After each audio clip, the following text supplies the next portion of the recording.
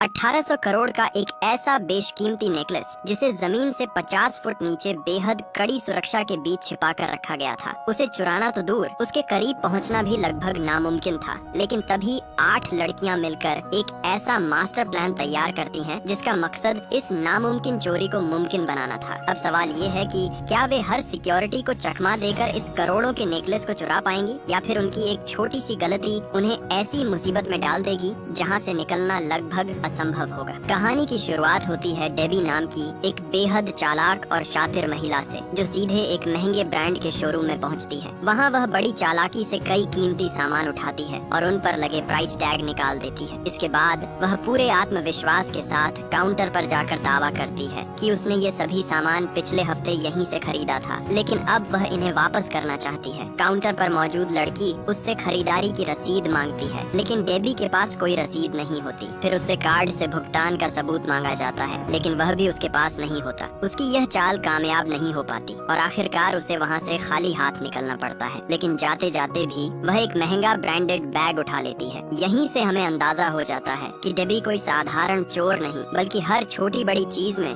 मौका तलाश लेने वाली बेहद तेज दिमाग अपराधी है। इसके बाद उसकी नजर एक 5 स्टार होटल पर पड़ती है। समस्या सिर्फ इतनी होती है कि उसके पास कमरा बुक करने के लिए एक भी पैसा नहीं होता। तभी उसकी नजर एक ऐसे कपल पर पड़ती है जो अचानक आई इमरजेंसी की वजह से होटल छोड़कर एयरपोर्ट जाने की तैयारी कर रहा होता है। बस यहीं से डेबी के दिमाग में एक और शानदार आइडिया आता है। जैसे ही वह कपल होटल से निकलता है, डेबी रिसेप्शन पर फोन करके खुद को उसी कपल की तरफ से बताती है। वह कहती है कि उनकी फ्लाइट रद्द हो गई है और वे अपना वही कमरा दोबारा लेना चाहते हैं। रिसेप्शनिस्ट को जरा भी शक नहीं होता और वह तुरंत कमरा फिर से एक्टिव कर देती है। डेबी मुस्कुराते हुए सीधे उसी कमरे में पहुंच जाती है, क्योंकि उसका पूरा बिल पहले ही चुकाया जा चुका था। दूसरी तरफ हमारी मुलाकात लू से होती है, जो कभी डेबी की पार्टनर हुआ करती थी, लेकिन डेबी के जेल जाने के बाद उसने अपराध की दुनिया से दूरी बना ली थी। एक दिन लू को डेबी का संदेश मिलता है, जिसमें वह उससे मिलने के लिए बुलाती है। इसी बीच डेबी अपने भाई डैनी की कब्र पर पहुंचती है। वह अपने भाई से बेहद प्यार करती थी और उसकी मौत को आज तक स्वीकार नहीं कर पाई थी। तभी वहाँ डैनी का पुराना साथी उससे मिलता है और दोनों कुछ देर बातचीत करते हैं। थोड़ी ही देर बाद लू भी वहाँ पहुँच जाती है और फिर दोनों एक साथ निकल पड़ते हैं। रास्ते में डेबी लू को बताती है कि उसने अपनी जिंदगी की सबसे बड़ी चोरी का प्लान तैयार कर लिया है। अगर ये प्लान सफल हो गया तो इसके बाद वह हमेशा के लिए अपराध की दुनिया छोड़ देगी। लू ये सुनकर हैरान रह जाती है और उससे पूरे प्लान के बारे में पूछती है। तब डेबी उसे कार्टियर के एक बेहद कीमती डायमंड नेकलेस की तस्वीर दिखाती है, जिसकी कीमत लगभग 1800 करोड़ होती है। यही वह नेकलेस था जिसे डेबी चुराना चाहती थी। ये सुनते ही लू के होश उड़ जाते हैं, क्योंकि वह नेकलेस जमीन से लगभग 50 फुट नीचे बने हाई सिक्योरिटी वॉल्ट में रखा गया था। वहाँ तक पहुँचना लगभग नामुमकिन था, लेकिन डेबी मुस्कुराते हुए कहती है कि उन्हें उस वॉल्ट तक जाने की जरूरत ही नहीं पड़ेगी, क्योंकि बहुत जल्द वह नेकलेस खुद उनके पास आने वाला है। डेबी की बात लू की समझ से पूरी तरह बाहर होती है, लेकिन वह इस मिशन का हिस्सा बनने के लिए तैयार हो जाती है। अगले दिन डेबी अपने पुराने बॉयफ्रेंड क्लॉड की आर्ट गैलरी में पहुंचती है। उसे देखते ही क्लॉड घबरा जाता है। डेबी एक प्लास्टिक का चाकू निकालकर उसे डराती है और बिना कुछ किए वहाँ से चली जाती है। इसके बाद डेबी लू को उसी म्यूजियम में लेकर जाती है जहाँ से उन्हें वह बेशकीमती नेकलेस चुराना था। वहाँ की सुरक्षा देखकर लू की चिंता और बढ़ जाती है। हर तरफ कैमरे, गार्ड और कड़ी निगरानी थी। ऐसे में इतनी बड़ी चोरी को अंजाम देने के लिए एक बड़ी टीम और करोड़ों रुपए की जरूरत पड़ती। लेकिन डेबी दावा करती है कि उसका मास्टर प्लान बहुत कम लोगों और बेहद कम खर्च में पूरा हो जाएगा। जब लू उससे इस प्लान का राज पूछती है तो डेबी उसे सीधे एक प्रेस कॉन्फ्रेंस में ले जाती है। वहाँ एक मशहूर एक्ट्रेस मौजूद होती है जिसका नाम डैफ्नी था, और यहीं से डेबी अपने सबसे खतरनाक मिशन की पहली चाल चलने वाली थी। प्रेस कॉन्फ्रेंस के दौरान एक रिपोर्टर डैफ्नी से पूछता है कि इस साल होने वाले मेट गाला में वह किस डिजाइनर की ड्रेस पहनने वाली है। इस पर डैफ्नी जवाब देती है कि उसने अभी तक कोई डिजाइनर तय नहीं किया है। ये बात सुनते ही लू को समझ आ जाता है कि डेबी का अगला निशाना कोई फैशन डिजाइनर बनने वाला है। दरअसल मेट गाला दुनिया के सबसे बड़े फैशन इवेंट्स में से एक है, जहां हर साल दुनिया भर के बड़े बड़े एक्ट्रेस एक खास थीम के अनुसार तैयार होकर आते हैं। इस बार की थीम यूरोपियन रॉयल्टी थी और डेबी ने अपना पूरा मास्टर प्लान इसी थीम थीम को ध्यान में रखकर बनाया था, क्योंकि डैफ्नी ने अभी तक अपना डिजाइनर नहीं चुना था। इसलिए डेबी और लू अब ऐसे डिजाइनर की तलाश में निकल पड़ती हैं जो किसी तरह उसके करीब पहुंच सके। कुछ समय बाद उन्हें रोज नाम की एक फैशन डिजाइनर मिलती है। एक समय था जब फैशन की दुनिया में रोज का नाम बहुत मशहूर हुआ करता था, लेकिन समय के साथ उसके डिजाइन पुराने लगने लगे और लोग उसे भूलने लगे, और वो धीरे धीरे वह भारी कर्ज में डूब गई और हालात इतने खराब हो गए कि बैंक ने उसका पासपोर्ट तक जब्त कर लिया ताकि वह देश छोड़कर भाग न सके। ऐसे ही एक दिन डेबी और लू उससे मिलने पहुंचते हैं। दोनों उससे दोस्ती करते हैं और बातचीत के दौरान रोज अपनी पूरी कहानी उन्हें बता देती है। उसकी बातें सुनने के बाद लू उससे कहती है कि वे उसकी सारी परेशानियां खत्म कर सकते हैं, लेकिन बदले में उसे उनका एक काम करना होगा। रोज हैरानी से पूछती है कि आखिर उसे करना क्या होगा। तभी डेबी उसे मशहूर एक्ट्रेस डैफ्नी की तस्वीर दिखाती है और कहती है कि उसे मेट गाला के लिए डैफ्नी की ड्रेस डिजाइन करनी होगी। ये सुनते ही रोज पूरी तरह चौंक जाती है। उसे यकीन ही नहीं होता कि इतनी बड़ी एक्ट्रेस उसकी बनाई हुई ड्रेस पहनने के लिए तैयार होगी। तभी डेबी उसे अपने पूरे प्लान का राज बताती है। वह बताती है कि जिस बेशकीमती डायमंड नेकलेस को वे चुराना चाहते हैं उसका नाम 2 सेंट नेकलेस है। ये कभी यूरोप की महारानी का सबसे पसंदीदा नेकलेस हुआ करता था और इसे कार्टियर ने तैयार किया था। महारानी की मौत के बाद कार्टियर ने उस नेकलेस को वापस लेकर जमीन के 50 फुट नीचे बने अपने सीक्रेट वॉल्ट में बंद कर दिया, जहाँ से उसे कभी भी सार्वजनिक रूप से बाहर नहीं निकाला गया। लेकिन इस बार मेट गाला की थीम यूरोपियन रॉयल्टी थी, इसलिए डेबी को पूरा भरोसा था कि अगर सही तरीका अपनाया जाए तो कार्टियर खुद उस नेकलेस को एक रात के लिए बाहर निकाल देगा। यहीं से डेबी अपना असली प्लान बताती है। उसका इरादा था कि रोज किसी तरह डैफ्नी को अपनी डिजाइन की हुई ड्रेस पहनने के लिए मना ले। इसके बाद रोज ही उसे सलाह देगी कि इस ड्रेस के साथ वही ऐतिहासिक 2 सेंट नेकलेस शानदार लगेगा। अगर सब कुछ योजना के अनुसार हुआ तो डैफ्नी रेड कारपेट पर उसी नेकलेस को पहनकर आएगी और उसी भीड़ के बीच उनकी टीम बिना किसी को भनक लगे वह नेकलेस गायब कर देगी। अब तक प्लान तो तैयार था, लेकिन इतनी बड़ी चोरी सिर्फ 3 लोग मिलकर नहीं कर सकते थे। उन्हें और साथियों की जरूरत थी।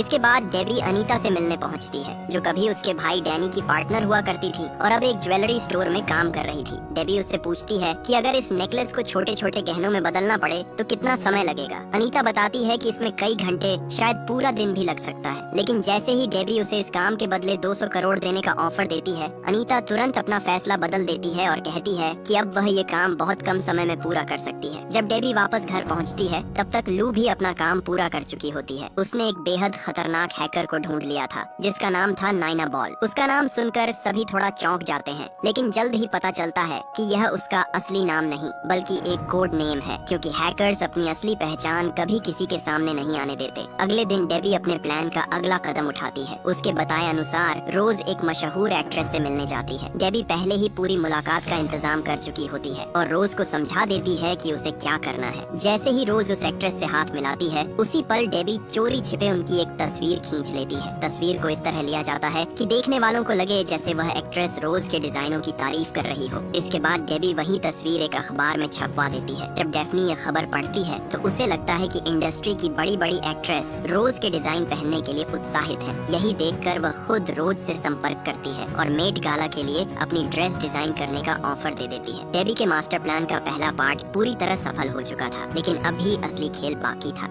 अब उन्हें ऐसी एक्सपर्ट चोर की जरूरत थी जो सैकड़ों लोगों के बीच किसी चीज को बिना किसी को पता चले गायब कर सके। काफी तलाश के बाद उन्हें सड़क पर करतब दिखाने वाली कॉन्स्टेंस नाम की एक लड़की मिलती है। वह जादू की मदद से लोगों का सामान पल भर में गायब कर देती थी और आज तक कभी पकड़ी नहीं गई थी। उसकी यही कला देखकर डेबी उसे तुरंत अपनी टीम में शामिल होने का ऑफर देती है और कॉन्स्टेंस बिना ज्यादा सोचे इस मिशन के लिए तैयार हो जाती है। इसके बाद डेबी अपनी पुरानी साथी टैमी के पास पहुंचती है। टैमी भले ही कहती थी कि उसने अपराध की दुनिया छोड़ दी है, लेकिन जब डेबी उसके गैरेज में पहुंचती है तो वहां अब भी चोरी का ढेर सारा सामान रखा हुआ मिलता है। शुरुआत में टैमी इस मिशन में शामिल होने से साफ इनकार कर देती है, लेकिन जैसे ही डेबी उसे पूरा प्लान समझाती है वह भी तुरंत मान जाती है। अब डेबी अपनी पूरी टीम को एक जगह इकट्ठा करती है और हर सदस्य को उसकी जिम्मेदारी समझाती है। रोज का काम था डैफ्नी को 2 सेंट नेकलेस पहनने के लिए तैयार करना। नाइना बॉल पूरे म्यूजियम और इवेंट के सीसीटीवी सिस्टम को हैक करके हर गतिविधि पर नजर रखेगी। कॉन्स्टेंस सही समय पर डेफनी के गले से नेकलेस को बिना किसी की नजर में आए गायब करेगी। टैमी पूरे मिशन की व्यवस्था संभालेगी, जबकि लू की जिम्मेदारी चोरी के बाद उस नेकलेस को बेचने की होगी। प्लान के मुताबिक उनका पहला काम डेफनी को 2 सेंट नेकलेस पहनने के लिए तैयार करना था। रोज धीरे धीरे उससे बात करती है और उसे समझाती है कि उसकी ड्रेस के साथ कोई साधारण नेकलेस नहीं, बल्कि इतिहास का सबसे मशहूर शाही नेकलेस ही झंसेगा। शुरुआत में डेफनी थोड़ा हिचकिचाती है, लेकिन रोज की बातों में आकर आखिरकार वह मान जाती है। अब प्लान का नेक्स्ट पार्ट शुरू होता है। डेबी के कहने पर रोज और अनीता कार्टियर के शोरूम पहुंचती हैं। उनका मकसद था असली नेकलेस की हूबहू एक नकली कॉपी तैयार करना, ताकि सही समय पर असली नेकलेस को बदल दिया जाए। लेकिन इसके लिए सबसे पहले उन्हें नेकलेस का एकदम सटीक 3D मॉडल चाहिए था। समस्या यह थी कि यह नेकलेस इतने सालों से जमीन के नीचे बने सीक्रेट वॉल्ट में बंद था, इसीलिए उसकी कोई तस्वीर इंटरनेट पर मौजूद नहीं थी। मजबूरी में रोज और अनीता को खुद जाकर उसे देखना पड़ा।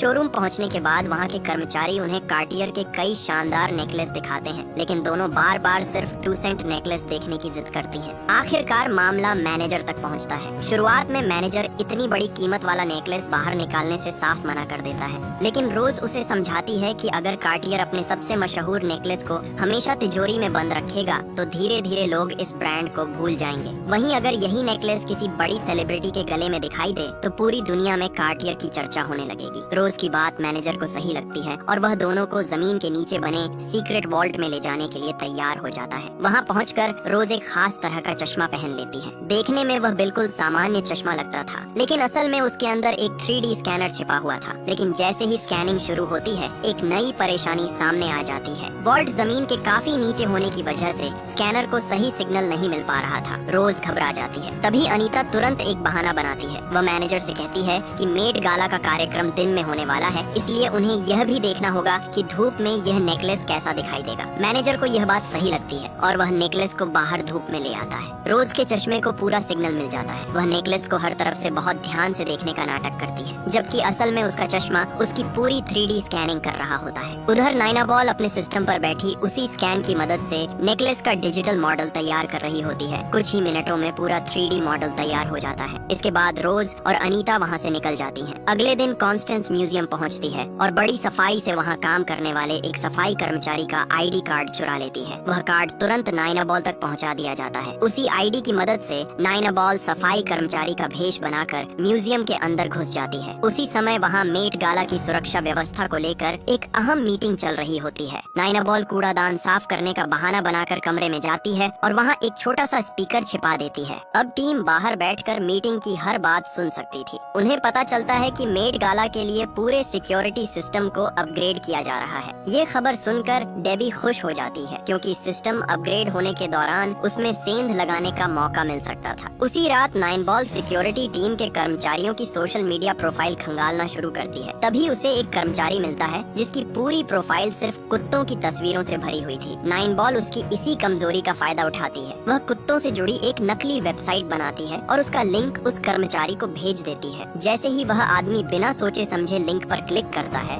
उसका पूरा कंप्यूटर हैक हो जाता है। यहीं से नाइना बॉल को मेट गाला के नए सिक्योरिटी सिस्टम का पूरा एक्सेस मिल जाता है। अब उसके सामने म्यूजियम के हर कैमरे की लोकेशन दिखाई देने लगती है। लेकिन यह देखकर सभी की चिंता बढ़ जाती है, क्योंकि म्यूजियम का शायद ही कोई ऐसा कोना था जहां कैमरा न लगा हो। उन्हें उम्मीद थी कि कम से कम वॉशरूम कैमरों से सुरक्षित होगा, लेकिन वहां भी कैमरे लगे हुए थे। तब डेबी नाइना बॉल से पूछती है कि क्या वह कैमरे का एंगल थोड़ा बदल कर करीब 9 फुट का एक ब्लाइंड स्पॉट बना सकती है। नाइना बॉल आत्मविश्वास से जवाब देती है कि यह काम उसके लिए बिल्कुल आसान है। कुछ ही समय बाद टीम को एक और सुनहरा मौका मिल जाता है। वोग मैगजीन अपने नए कर्मचारियों की भर्ती कर रही थी और इन्हीं कर्मचारियों को मेट गाला की व्यवस्था संभालनी थी। अगले ही दिन टैमी इंटरव्यू देने पहुंचती है और आसानी से नौकरी हासिल कर लेती है। ऑफिस के अंदर उसे मेट गाला की बैठने की पूरी व्यवस्था वाला चार्ट दिखाई देता है। वह अपने खास चश्मे से उसकी स्कैनिंग कर लेती है और सारी जानकारी नाइन बॉल को भेज देती है। चार्ट देखते ही डेबी की नजर डैफ्नी की सीट के बगल वाली खाली कुर्सी पर जाती है। वह तुरंत नाइना बॉल से कहती है कि किसी तरह उस सीट पर क्लॉड का नाम जोड़ दिया जाए। इसके बाद टैमी अपने सीनियर को मना लेती है कि पूरे इवेंट के खाने पीने की जिम्मेदारी वही संभालेगी। इसी बहाने वह लू को शेफ और अनीता को किचन स्टाफ के रूप में अंदर काम दिला देती है।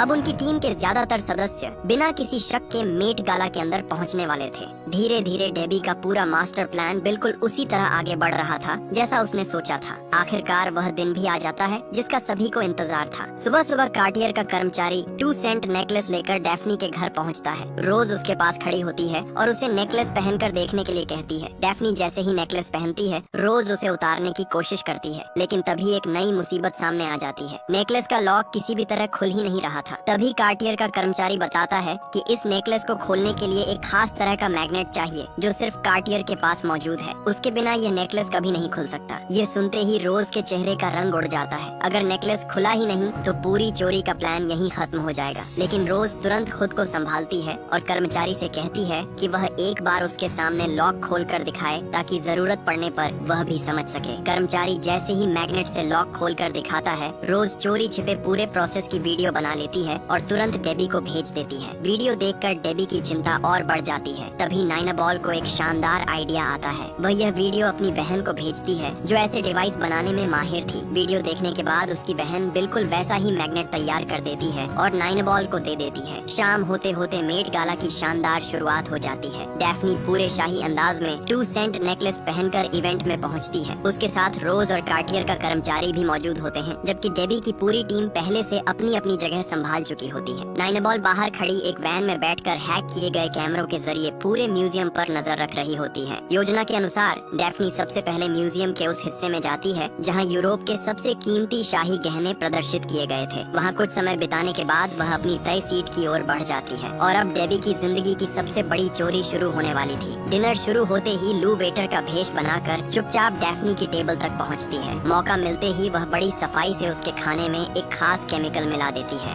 पूरा दिन तैयारियों में व्यस्त रहने की वजह से डैफ्नी बेहद भूखी थी, इसलिए वह जल्दी जल्दी खाना खाने लगती है। लेकिन कुछ ही देर बाद उसकी तबीयत अचानक बिगड़ने लगती है। उसे तेज बेचैनी महसूस होती है और वह बिना देर किए सीधे वॉशरूम की तरफ भागती है। यही वह पल था जिसका पूरी टीम को इंतजार था। जैसे ही डैफ्नी वॉशरूम की ओर जाती है, कॉन्स्टेंस बड़ी चालाकी से बाकी सभी वॉशरूम के दरवाजे बंद कर देती है और सिर्फ उसी वॉशरूम को खुला छोड़ती है जहां डैफ्नी जाती है। दूसरी तरफ डेबी बाहर खड़ी होकर पूरे माहौल पर नजर रखती है। डैफ्नी इतनी ज्यादा परेशान थी कि उसे अपने आसपास की किसी चीज का होश ही नहीं रहता। तभी कार्टियर का एजेंट भी उसके पीछे अंदर जाने की कोशिश करता है, लेकिन डेबी उसे रोक देती है और याद दिलाती है कि यह लेडीज वॉशरूम है। उसी दौरान कॉन्स्टेंस म्यूजियम स्टाफ का भेष बनाकर डैफ्नी की मदद करने के बहाने अंदर पहुंचती है। वह इतनी सफाई से डैफ्नी के गले से 2 सेंट नेकलेस निकाल लेती है कि डैफ्नी को इसका जरा भी एहसास नहीं होता। उधर ठीक उसी समय एक वेटर खाने की ट्रे लेकर उस ब्लाइंड स्पॉट से गुजर रहा होता है जिसे नाइनबॉल ने पहले से तैयार किया था। डेबी हल्का सा धक्का देकर उसे उसी जगह रोक देती है और अगले ही पल कॉन्स्टेंस चोरी किया हुआ नेकलेस उसकी ट्रे पर रख देती है। बेचारा वेटर अपने काम में इतना व्यस्त होता है कि उसे पता ही नहीं चलता कि उसकी ट्रे पर करोड़ों रुपए का नेकलेस रखा जा चुका है। कुछ ही सेकंड बाद वही ट्रे किचन में पहुंचती है जहां अनीता पहले से इंतजार कर रही होती है। वह तुरंत नेकलेस उठाती है और वॉशरूम में जाकर उसे छोटे छोटे हिस्सों में तोड़ने का काम शुरू कर देती है। इधर डैफ्नी वॉशरूम से बाहर आती है। उसकी हालत देखकर सभी घबरा जाते हैं, लेकिन अगले ही पल कार्टियर के एजेंट की नजर उसके गले पर पड़ती है और उसके होश उड़ जाते हैं। डैफ्नी के गले से 18 करोड़ का 2 सेंट नेकलेस गायब हो चुका था। पूरे म्यूजियम में अफरा तफरी मच जाती है। एजेंट सबसे पहले वॉशरूम की तलाशी लेते हैं, लेकिन वहाँ कुछ भी नहीं मिलता। फिर वे डैफ्नी से पूछताछ करते हैं, लेकिन उसे खुद नहीं पता होता कि नेकलेस आखिर गया कहाँ। उसी समय क्लॉड आगे आता है और बताता है कि वह पूरे समय डैफ्नी के साथ था, लेकिन उसे भी कुछ संदिग्ध दिखाई नहीं दिया। अब सुरक्षा और भी सख्त कर दी जाती है। सभी मेहमानों को हॉल में रोक लिया जाता है और एक एक व्यक्ति की जांच शुरू हो जाती है, लेकिन करोड़ों का वह नेकलेस जैसे हवा में गायब हो चुका था। उधर नाइनाबॉल कैमरों के जरिए सब कुछ देख रही होती है। तभी उसे पता चलता है कि एक सिक्योरिटी गार्ड सीधे किचन की ओर बढ़ रहा है, जहां अनीता अभी भी नेकलेस को अलग अलग हिस्सों में तोड़ रही थी। नाइनबॉल तुरंत डेबी को चेतावनी देती है। बिना एक सेकंड गंवाए डेबी टैमी को प्लान का अगला हिस्सा शुरू करने का इशारा करती है। टैमी के पास पहले से तैयार नकली नेकलेस था जिसे उसने अपनी टांग से बांध रखा था। वह मौका मिलते ही उसे निकालकर पास बने फव्वारे में फेंक देती है और ऐसा माहौल बना देती है जैसे जैसे डैफ्नी जल्दबाजी में वॉशरूम जाते समय नेकलेस वहीं गिराकर चली गई हो और खबर पूरे म्यूजियम में फैल जाती है। कार्टियर के एजेंट राहत की सांस लेते हैं और सभी सिक्योरिटी गार्ड, यहाँ तक कि किचन की तरफ जा रहा गार्ड भी वापस बुला लिया जाता है। यही वह मौका था जिसकी अनीता को जरूरत थी। वह असली नेकलेस को पूरी तरह खोलकर उसे कई छोटे छोटे गहनों में बदल देती है। इसके बाद कॉन्स्टेंस वे सारे गहने डेबी तक पहुंचाती है और डेबी उन्हें अपनी पूरी टीम में बांट देती है। किसी के पास ब्रेसलेट चला जाता है, किसी के पास कान की बालियां, तो किसी के पास अंगूठी। यही वजह थी कि करोड़ों रुपए का नेकलेस सबकी आंखों के सामने म्यूजियम से बाहर निकल गया और किसी को इसकी भनक तक नहीं लगी। इसी बीच डेबी की मुलाकात अचानक क्लॉड से हो जाती है। उसे देखकर क्लॉड पूरी तरह हैरान रह जाता है। वह कुछ समझ पाता उससे पहले ही डेबी बिना कुछ बोले वहाँ से निकल जाती है। आखिरकार जांच पूरी होने के बाद मेहमान एक एक करके म्यूजियम से बाहर जाने लगते हैं। किसी को जरा भी अंदाजा नहीं होता कि हर सदस्य अपने साथ उस बेशकीमती नेकलेस का एक हिस्सा लेकर जा रहा है। दूसरी तरफ कार्टियर के एजेंट फव्वारे से मिला नेकलेस वापस शोरूम ले आते हैं, लेकिन जैसे ही मैनेजर उसकी जांच करता है उसके पैरों तले जमीन खिसक जाती है। वह असली नहीं बल्कि बेहद शानदार तरीके से बनाया गया नकली नेकलेस था। हालांकि नेकलेस का बीमा कराया गया था, इसलिए तुरंत इंश्योरेंस कंपनी को खबर दी जाती है। कंपनी इस मामले की जांच के लिए जॉन नाम के एक अनुभवी इन्वेस्टिगेटर को नियुक्त करती है। जॉन सबसे पहले कार्टियर के एजेंट से पूछताछ करता है। इसके बाद वह म्यूजियम की पूरी ड्रेनेज लाइन तक की तलाशी लेता है, लेकिन वहाँ भी उसे कुछ नहीं मिलता।